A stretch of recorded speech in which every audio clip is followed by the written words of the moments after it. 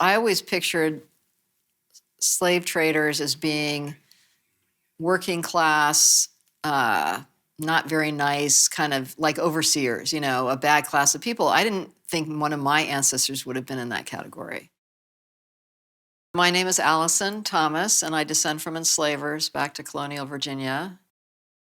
The most famous one that I grew up knowing about was a guy named Robert King Carter. He was called King Carter because he was a jerk. Robert Carter amassed an enormous fortune because he ended up as the tax collector for Lord Fairfax.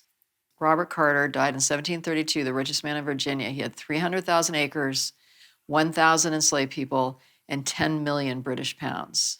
I realize in his diary, he is talking about going to this ship, and there's 100 Negroes. I sold 2 today.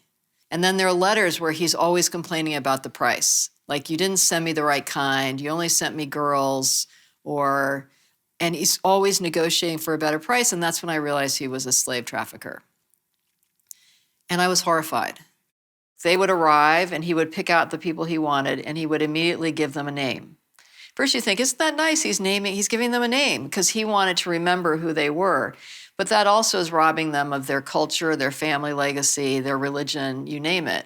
And they're all Betty and George and, Madagascar Jack is one guy who's been written about I found quite a bit of evidence about him, and he kept running away. So Carter got permission from the courts to punish him, and the way he said, if you want to keep a slave from running away, you chop off their toes. And he got permission to do that. So he chopped off his toes. So that's where this is a way of living that is really unfathomable to us today. The next ancestor that we all talked about was Carter's grandson, who signed the Declaration of Independence. So Carter Braxton signed the Declaration of Independence. He was a last-minute or late substitution. Probably at the time he signed the Declaration of Independence, he had more than 100 enslaved people.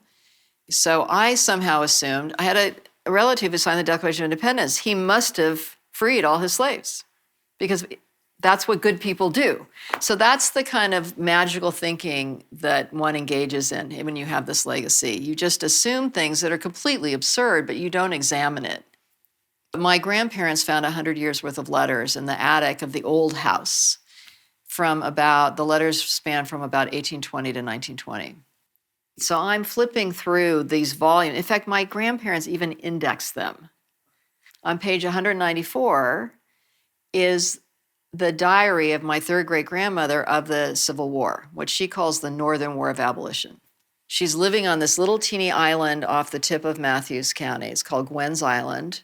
She's on this plantation with 40 enslaved people because she's running it. She's growing the corn and grinding this and wheat and harvesting the whatever it is. So in 1863, she says in May, Maria escaped today without her clothes or her children. And then my grandmother writes, next day at daybreak, Maria returns. She found one and I hid the other, meaning one child. Maria found one of her children, but my ancestor hid the other child because she was going to do anything it took to keep her from running away. Maria was property. It was her wealth, her dower. It was currency.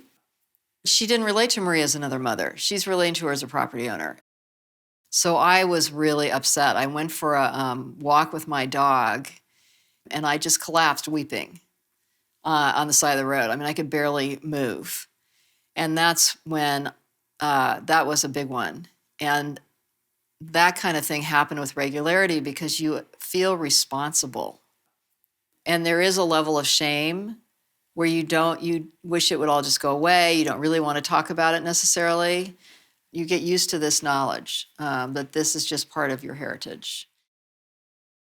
I push myself to do more and more because I do have a choice. And yet I'm so culpable and responsible for this heritage. And to back away from it or to bury it is so wrong. Our wealth in this country as white people is from real estate. That's really where it comes from. It's the wealth that's most commonly passed on and inherited. It's wealth that has grown over time. And people were given that land. My ancestors were given the land for paying the head rights, for paying for people to come to the New World. But other people got it through the Homestead Act. So if you occupied, we have given land away all over the place in this country. And the notion that everyone has now that we've earned everything we have fair and square is completely wrong. We've had every advantage. I personally am trying to give away my wealth. I'm investing in what they call the solidarity economy. So you invest with groups that are pooling money that they then give out as microloans to a community, or it's a community land trust where they're buying land and building housing so people don't have to rent their housing, they own housing collectively. The other thing that we have to do a lot is decenter whiteness. We assume that we are used to being in charge of everything. We don't even see it. As they say, when you've been the oppressor, equality feels like unfairness.